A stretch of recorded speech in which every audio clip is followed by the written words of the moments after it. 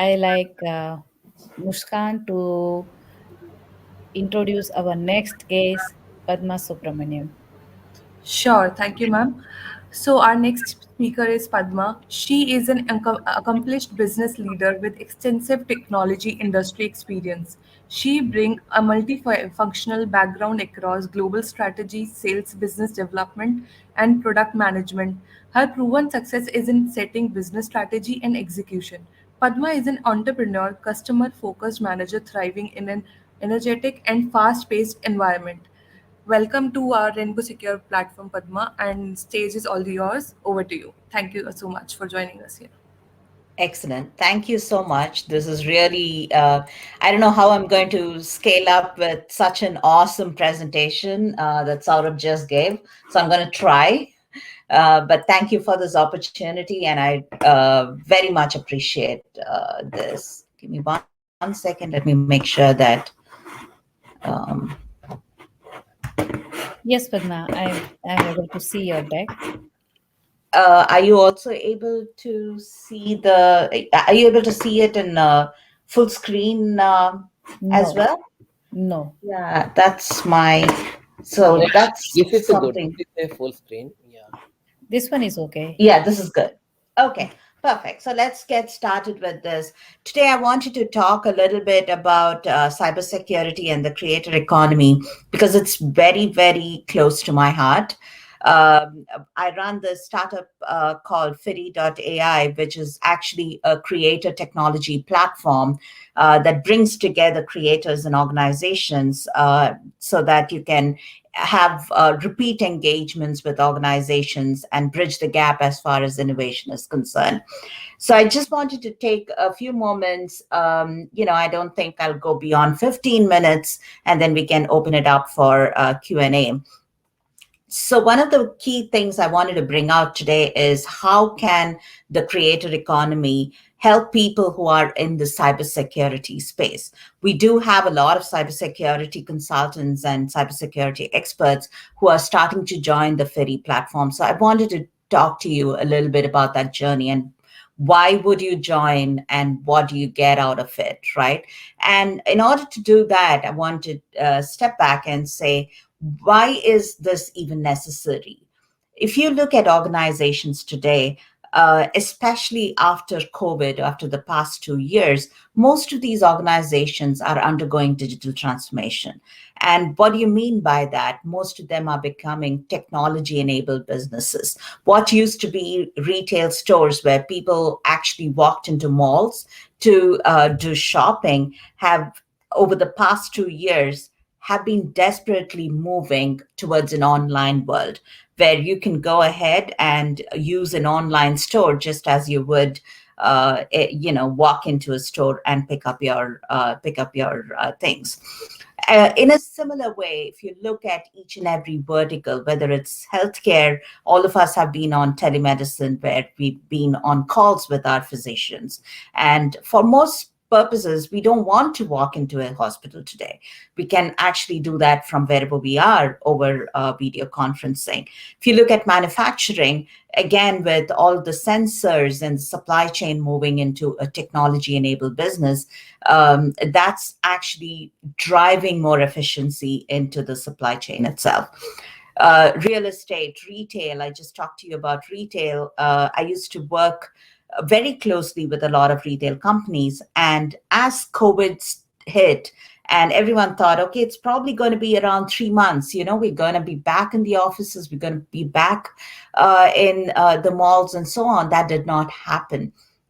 And most of the organizations that came to us and said, it's everything from, it's not just the purchasing, it's everything from how they market, how they, and as part of marketing, they go through things like, models trying out their various clothes and, being able to market that online. Right from that, they had problems with how they would put that together. So we worked with many of these retail organizations in transforming that into a technology enabled business. And how did we do that? We had to help them with things like, can the models take their photograph with these apparel in their homes, and then, send over the photos with the photos at the right quality? Can you convert that into a whole supply chain? And similarly, if you look at every single vertical, education, all of us have had our kids study from home for almost a year, right? So one of the major side effects of having every business becoming a technology-enabled business is cybersecurity, right? You need cybersecurity to be at its peak. You need to protect your business as you go online. And so the need for cybersecurity just went through the roof. And there are multiple reasons for that. Just as the businesses were going digitally online, most of the hackers found a great opportunity to go out there and find a vulnerable install base to go after. So what we started seeing was the number of vulnerabilities, the number of threats in the landscape just went through the roof. The other important issue was that, if you look at most businesses, until I think 2019, 2020, most of the businesses was looking at cybersecurity more as a technology requirement, as a technology priority, right? You need to have passwords, you need to have a username and passwords and identity. And that's the way they were looking at it. It was more a technology that was enabling their business.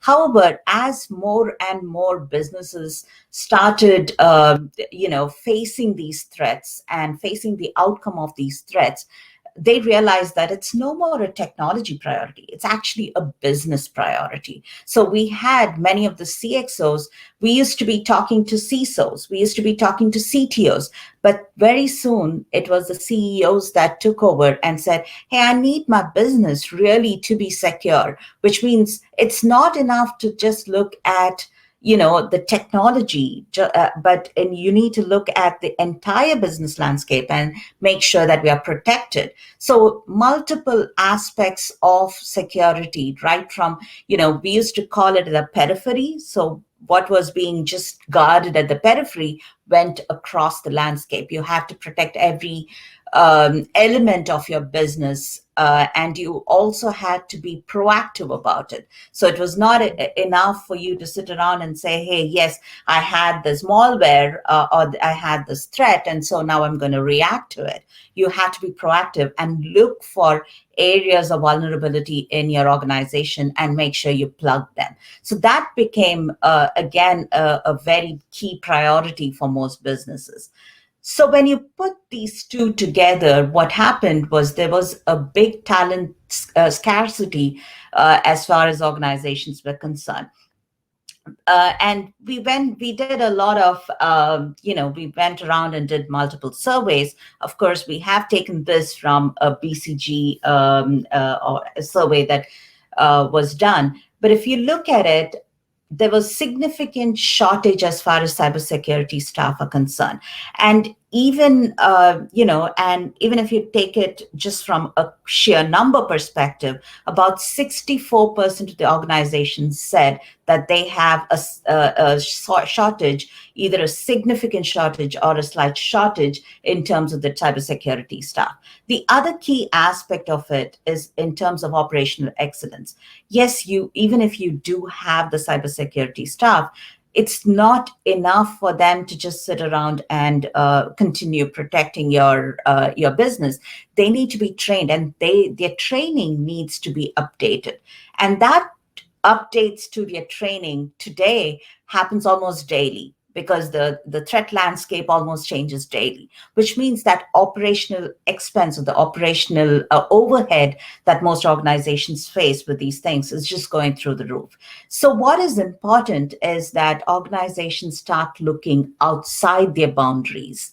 And there are multiple reasons for this. Yes, talent shortage is definitely one. Operational overhead is definitely another. However, if you also look at the innovation index, most organizations that don't look outside their organizational boundary for experts are really set themselves into biases, because you have various silos within your organizations. People are heads down working at their desks, working on the divisions that they've been assigned.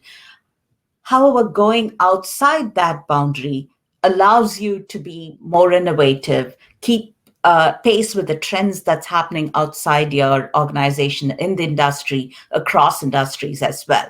And so it is important for organizations to reach outside their boundaries. Today, if you look at just the cybersecurity space, there are two areas where we do see some organizations reaching out. And one is from a detection perspective.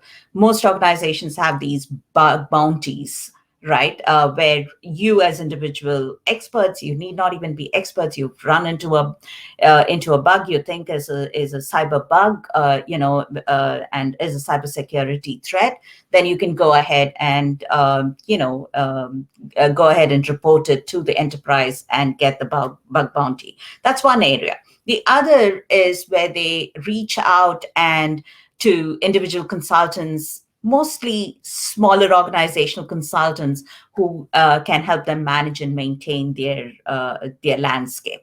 However, what is left out there is things like training, innovation, and integrations with other solutions. So you're keeping pace with all of the solutions that protect that are important for your business. So all of this is just completely left out. Now let's take a different lens to this. At the same time as all of this was happening from an organization or enterprise perspective, if you look at individuals, many individuals who are now working from home, and and this has not just been from COVID, from when COVID hit, but even before that. If you look at people were slowly moving into a gig worker space first, and then slowly into this creator economy. So what is the difference between a gig worker and a creator? A gig worker is someone who is independent, who is doing short projects in order to keep in order to gain some commercial viability. However, if you look at a creator, they're taking their passion, they're working towards their passion. They could be employed in another organization or may not be, but they're using their passion to create things that are commercially viable. And what do they? And there are various needs that differ between a gig worker and a creator. For a gig worker, it could be monetization alone. However, if you take a creator's motivation is not just monetization, it's multifold, right? As a creator, I used to work for Microsoft, and I've been a creator for at least 15 years of my life now. But as a creator, I wasn't so much concerned about the monetization. That was taken care of by my job, right? However, what was important to me was that I use my passion to grow my career. So I use my passion to dynamically build up my reputation.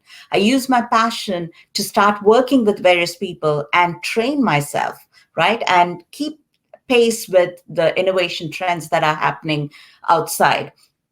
And the other thing is repeat engagements. I'm not going to go out there and market myself. I don't have that time, but I need someone who can help me find those repeat engagements so that I can achieve my goals. And then finally, there should be some kind of a commercial viability at some point, right? It could be monetization, it could be rewards and incentives, it could be accolades, but there's something that in return for what I do. Today, if you look at the technology platforms that exist, there is no way as a creator you can directly monetize or you can directly build up a dynamic reputation. That is lacking today. If you take even GitHub, many of the developers who were going and developing on GitHub, they made nothing when GitHub was acquired by Microsoft.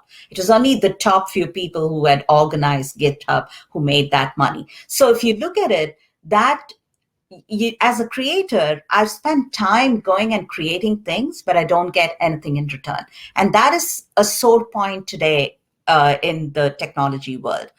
So that is one of the key things that we were going after. Now let's look at cybersecurity creators. Many of the cybersecurity creators are CISOs, directors of security, IT security, and so on, who have a passion for cybersecurity and who want to contribute something. Could be their content, it could be ideas, it could be things that they have learned in their, in their normal job, or it could be more. So what some of the areas we have seen, and we ran this as a validation test before we started our company, and some of the areas in cybersecurity that creators were looking to expand were things around data governance, solution integration, as I said, is a big space where many cybersecurity developers would love to be part of. And then the whole security evaluation. Can I go into an organization and show you how secure you are, and what is your maturity curve, and is there a gap, is there a white space that you can fill? And then in ongoing training, there are so many people who love to train, use their knowledge and expertise to train others and train organizations. So all of these areas are where we are seeing a massive uptake of creators from a cybersecurity perspective. And if I were to go a level up, I would say it's around innovation, detection and training, ongoing maintenance, ongoing innovation and expansion of a solution space. That's where people are really going after. And again, why is it important? Just to bring it all back, it takes 3 times longer to detect, an exploit than it takes to create one. So your hackers out there are creating these threats or attacks a lot faster than you can detect as an organization. So you need a whole army of people who can defend you. And when there are people today who are willing to be your army, who are willing to be independent, but at the same time help multiple organizations with their cybersecurity requirements, then we need a way in which we can bridge these two. And as I said today, it did not exist. Right. And that is where, as FIRI, we come in. So we created a technology creator platform. Yes, it is beyond cybersecurity, but one of our focus areas is cybersecurity. And we created this technology platform that brings together organizations and experts. But some of the key things that we do for each, as an expert, we make sure that you can dynamically build your reputation on the platform. You can directly monetize your expertise, and you can find repeat engagements on the platforms. These were the key tenets we built the platform on. As an organization, as an enterprise, verifiable expertise is what you can find in the platform, because you can go ahead and look at an expert and see how valid they are, how verifiable they are, what has been their thought leadership. Is this something that matches you? And as an organization, you can also go ahead and make sure that there is trust between the expert and you.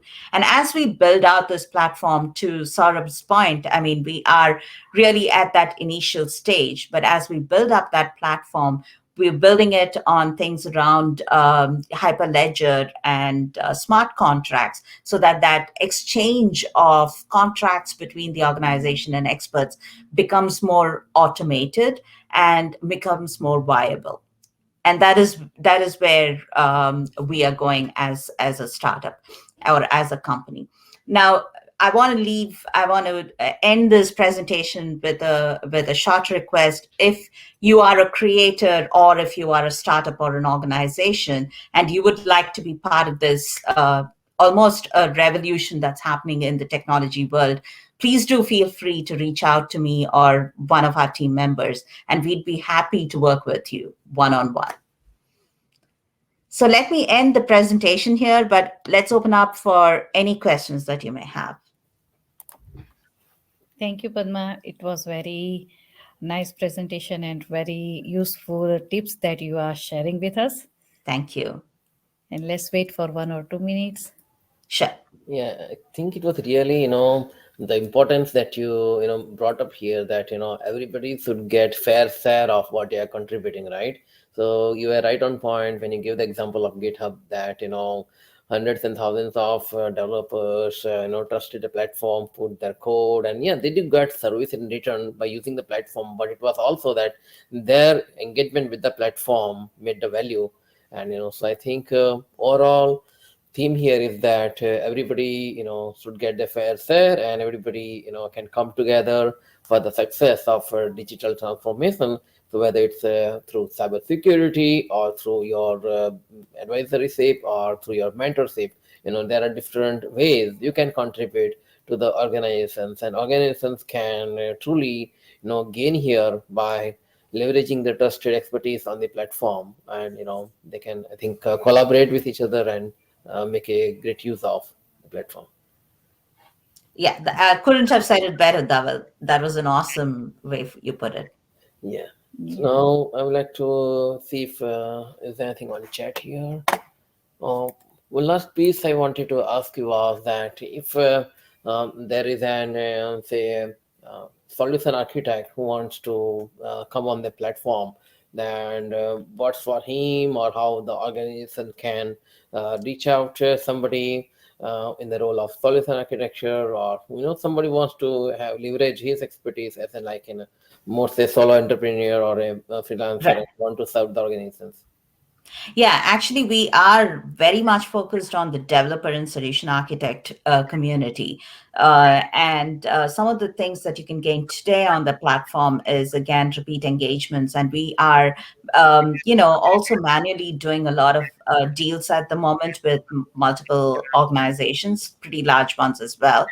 But as we build out the next sprint and so on, we have what we call as the DevX, which is a developer hub, where you can go ahead and you can create your integrations between different platforms. You can create your solutions, and we use things like the blockchain Hyperledger fabric to make sure that your IP is protected.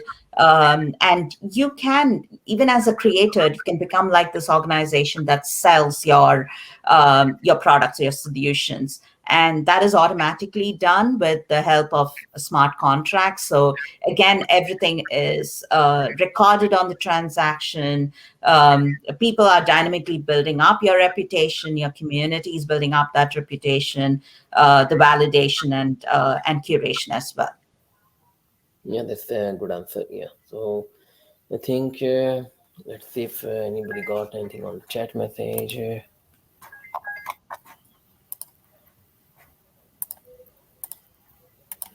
So I would like to just add one thing here, that anybody who would like to know more about the Fiery platform, or want to reach out, they can reach out directly to Padma, or they can reach out to us, and we can coordinate and work together and help you achieve your dream. Perfect. Yeah. Yeah. So I think Nihal, then shall we Yeah, request we can everybody meet for on a launch. the networking launch if anybody wants to touch base and meet on one-on-one basis. Yeah, sure. Right. Thank you, Padma, for joining us today. Thank you, Thank Padma, you. for joining.